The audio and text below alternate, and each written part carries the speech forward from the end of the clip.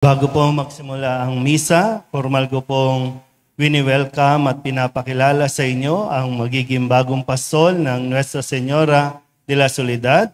Sabay-sabay po, Soledad Club, para kay Reverend Father Voltaire Danichi.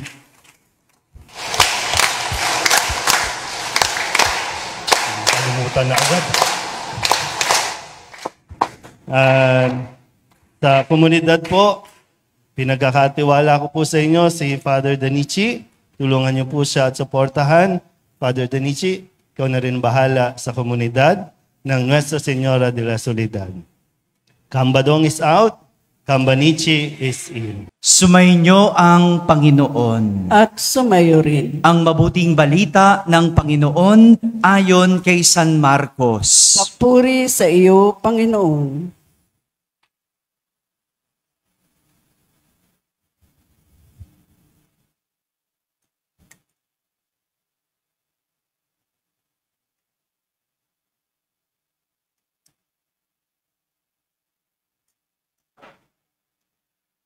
Noong panahong iyon, lumapit ang isa sa mga eskriba kay Jesus at tinanong siya, "Alin pong utos ang pinakamahalaga?"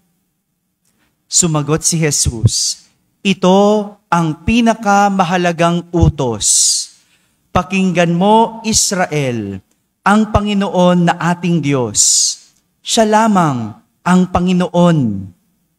Ibigin mo ang Panginoon mong Diyos ng buong puso, ng buong kaluluwa, ng buong pag-iisip at ng buong lakas." Ito naman ang pangalawa. Ibigin mo ang iyong kapwa gaya ng iyong sarili. Wala nang ibang utos na hihigit pa sa mga ito. Tama po, Guro, wika ng eskriba. Totoo ang sinabi ninyo. Iisa ang Diyos at wala nang iba liban sa Kanya. At ang umibig sa Kanya ng buong puso, buong pag-iisip at buong lakas, at ang umibig sa kapwa gaya ng kanyang sarili ay higit na mahalaga kaysa magdala ng lahat ng handog na susunugin at iba pang mga hain. Nakita ni Jesus na matalino ang kanyang sagot, kaya't sinabi niya, "Malapit ka nang mapabilang sa mga pinaghaharian ng Diyos." At wala nang nangahas magtanong kay Jesus mula noon. Mga kapatid, ang mabuting balita ng Panginoon. Pinupuri ka namin, Panginoong Hesukristo.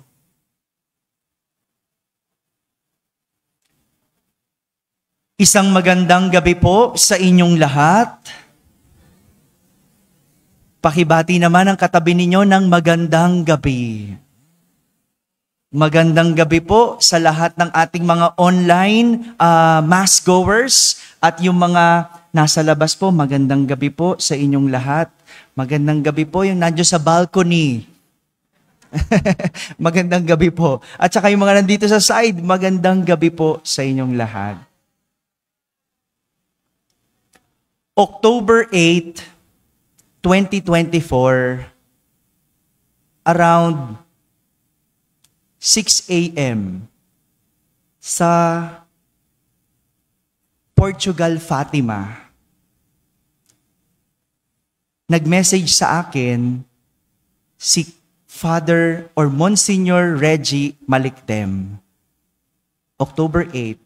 Sabi niya, "Father, kamusta ang iyong pilgrimage?" No? Ako po ay nasa ibang bansa noon, noong mga panahong iyon. Patapos na ang aking Marian pilgrimage. Nasa huling simbahan na po ako. Nasa Portugal, Fatima, kung saan nagpakita ang ating mahal na ina. No? Sabi ko, kakaiba. Nag-message sa akin si Father Reggie. Hindi naman nangangamusta yun dahil hindi naman kami close. No?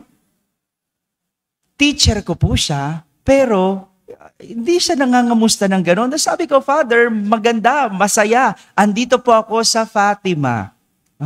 Sabi niya, kailan ang uwi mo? Huwebes po noong mga panahon na yon. Sabi ko sa kanya, sa Sabado po.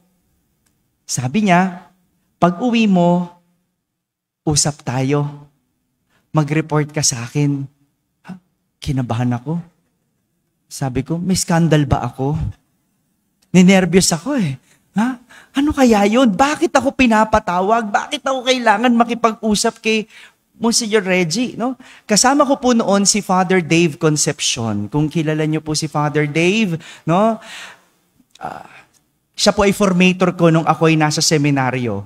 Siya rin ay spiritual director ko rin nung nasa seminaryo ako. At sabi ko sa kanya, bago kami magmisa sa Fatima, kung saan mismo nagpakita ang mahal na ina, sabi ko, Father, pagdasal mo ko. O sabi niya, magmimisa tayo. Hindi, pagdasal mo ako. Sabi niya, bakit?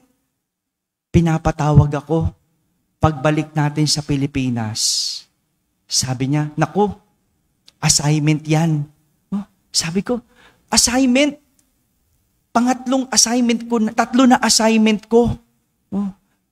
Parochial Vicar ng Ermita, chaplain ng Philippine Women's University, at IT ng Archdiocese of Manila. Tatlo na assignment ko. Ano pang idadagdag?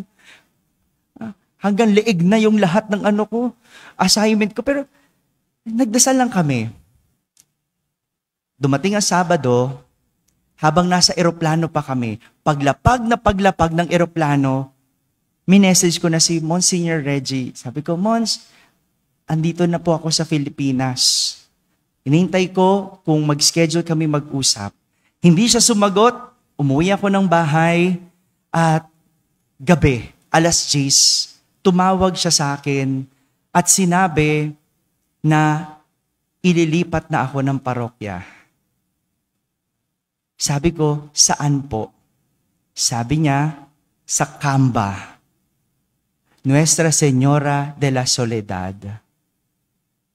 Hindi ko inasahan, bilang batang pare sa Archdiocese of Manila, 10 taon ang iyong iintayin bago ka maging kura paroko. Magwa8 taon pa lang po ako sa pagkapare.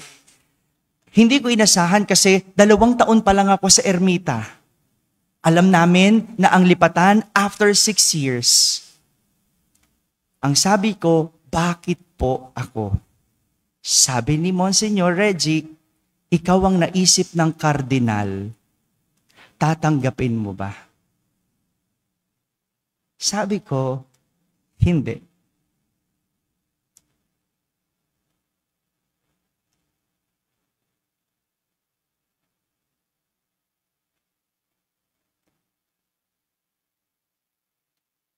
Na-overwhelm ako.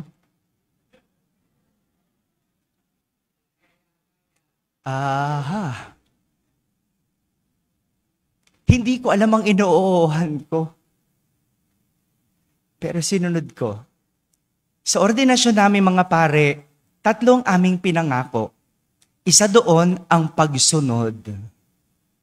Hindi ko alam kung anong dadatnan ko sa Camba. Sa ermita, masarap ang buhay namin doon. Sa Camba, hindi ko alam. Pero inoohan ko. Wala pang 1 buwan, eto na ako. Sinasalubong ng mga tao, ng parishioners ng Nuestra Señora de la Soledad. Nagkamali ba ako ng oo? Hindi ko po alam. Mga kapatid, ito po yung tinuturo sa atin ng ating mga pagbasa sa araw na ito. Akmang-akma. Ito ang tinuturo sa atin. Sa unang pagbasa, kinausap ni Moises ang mga tao, ang mga Israelita, at sinabi ni Moises, kung gusto ninyong lumago at kung gusto ninyong mamunga, sundin ninyo ang utos ng Diyos. Anong klaseng pamumunga? Anong klaseng paglago? Sabi ni Moises, magkakaroon kayo ng mahabang buhay. Gusto niyo bang magkaroon ng mahabang buhay? Sinong gusto taas kamay? O ako. No? Bahala na kayo, no? Gusto ko. At ang sabi ni Moises, sundin ang utos ng Diyos. Sa lumang tipan, kung babalikan natin ang kwento, lahat ng mga sumuway sa Diyos, nasira ang buhay. Balikan natin ang kwento ni Eva at Adan. Nung sila ay sumuway sa Diyos, anong nangyari? Nagkaroon ng kamatayan. Wala sanang death. Wala sanang kamatayan. Buhay lang sana habang buhay. Pero dahil sa kanilang pagsuway, nagkaroon ng kamatayan. Yung asawa ni Lot, kilala nyo ba si Lot? No? Noong pinauulanan ang Sodoma at Gomora ng asupre at ng apoy, anong sabi ng Panginoon? Takbo! At walang lilingon. Ang lumingon, magiging asin. Yes. Sabi takbo. Anong ginawa nung asawa? Lumingon. Anong nangyari? Naging asin. Kaya mag-ingat. Mag-ingat po sa pagsuway. Dahil ang pagsuway ay nakamamatay. Pakisabi nga sa katabi mo, mag-ingat. Huwag pasaway. Baka mamatay. Ay, sorry lang po. Totoo yan. Yun ang binalikan na kwento sa lumang tipan. Samantala sa ating ebanghelyo, isang eskriba, ano bang isang eskriba? A scholar of the law. No? Scholar. Pag sinabing scholar, matalino. No? Isang eskriba, nagtanong kay Jesus. Ang tanong niya, ano ang pinakamahalagang utos? Aba, scholar ka, matalino ka, pati mo alam. Bakit hindi mo alam? Kayo, memorize nila ang mga batas. Alam niyo po, ang mga Hudyo, kilala noon bilang mahigpit na masunurin sa utos ng Diyos. Bawat letra, bawat salita sa batas, sinusunod nila. Kasi ayaw nilang maapektuhan ang kanilang kaligtasan. Kapag hindi sila sumunod, alam nila, hindi sila maliligtas. Ang galing ng mga Hudyo, no? Iba talaga tayong mga Katoliko eh. No? Tayong Katoliko, pag sumuway sa Diyos, mangungumpisal na lang ako kay Father. No? Ganun ang katwiran. No? Pero sila hindi. Pag sumuway sila, alam nila, hindi sila maliligtas. Kaya nga, tinatanong nila si Jesus, paano o ano ang pinakamahalagang utos? Kasi alam nyo ba, noong panahong iyon, mayroong 613 na batas. Hello? Alam nyo ba yon? 613? Sa atin nga, 10 utos lang, hindi natin makabisa. Sila, 613. At tinatanong niya si Jesus, alin ang pinakamahalaga doon? Alin ang una doon? Ang sabi ni Jesus, una, ibigin mo ang iyong Diyos ng buong isip, ng buong lakas, ng buong kaluluwa, at ng buong puso. Yan ang una. At ang ikalawa, ibigin mo ang iyong kapwa gaya ng iyong sarili. 2 utos lang ang iyong susundin at masusunod mo na ang lahat ng 613 na batas. So 2 lang, tuhog mo na yung 611 na batas. Ang galing, no? Yun palang ibig sabihin nun. Na walang ibang mahalaga sa batas, kundi ang pag-ibig. Pag-ibig sa Diyos at pag-ibig sa kapwa. Kaya lahat ng ating gagawin, basta may pag-ibig, magiging kalugod-lugod sa Diyos at magdadala sa atin sa kaligtasan. Kaya nga, kapag kayo'y nagdadasal, dapat may pag-ibig. Pag-ibig sa Diyos at sa kapwa. Hindi lang sa sarili. No? Madalas pag nagdasal tayo, sarili lang ang ating mahal. 'Di ba? Lord, bigyan mo ko nito. Lord, ilayo mo ko sa ganito. Lord, panalunin mo ko. Lord, bigyan mo ko. Lahat puro sa sarili. Asa ng pag-ibig sa Diyos? Asa ng pag-ibig sa kapwa? Isama mo naman ang iyong kapitbahay. Oh, kahit chismosa yan, anak yan ng Diyos. Oh, sama mo naman yung may utang sa'yo. Oh, sabihin mo, Lord, sana swertihin siya, pagpalain siya, para makabayad sa akin. Oh, ganon, hindi isinusumpa. Oh, wag mo isumpa. Pag nanalo sa loto yan, walang dahilan para hindi yan magbayad. Oh, pag tumulong sa kapwa, dapat may pag-ibig. Sa panahon ngayon, ang pagtulong sa kapwa, ginagawang publicity. Oh, kailan lang bumagyo, hindi po ba? Ang daming tumulong. Bakit? Next year election. Mga barangay, hello, baka naman. Oh, tumulong ng may pag-ibig. Kumilos ng may pag-ibig. Dahil kapag may pag-ibig, lahat ng gagawin ay magiging kalugod-lugod sa Diyos. Pagpapalain ng Diyos. Mga kapatid, ito ang hamon sa atin. Kahit ang pagsunod sa Diyos, kailangan may pag-ibig. Madaling sumunod, pero mahirap kung walang pag-ibig. No? Yung mga anak ninyo, kapag inutusan, anak, bili mo nga ako ng toyo. 'Di ba? Ang sama ng loob. Ayaw sumunod. No? Susunod, pero nakasimangot. 'Di ba? Susunod, pero yung sukli, kanya na. 'Di ba ganon?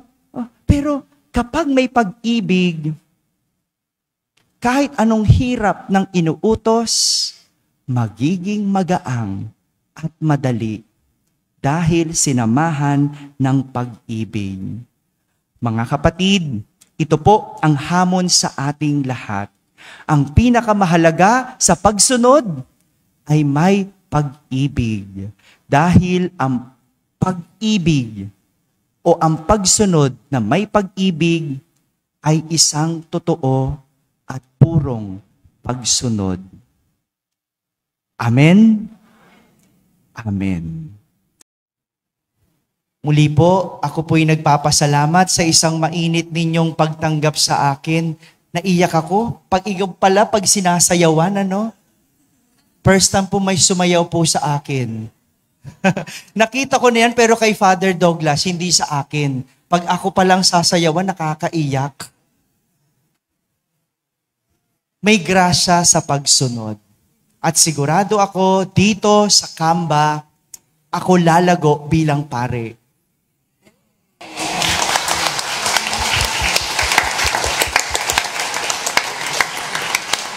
Sabi nila, first love never dies. Kamba is my first parish. Huwag sana ako maday. Isa lang ang sigurado, masaya sa Kamba.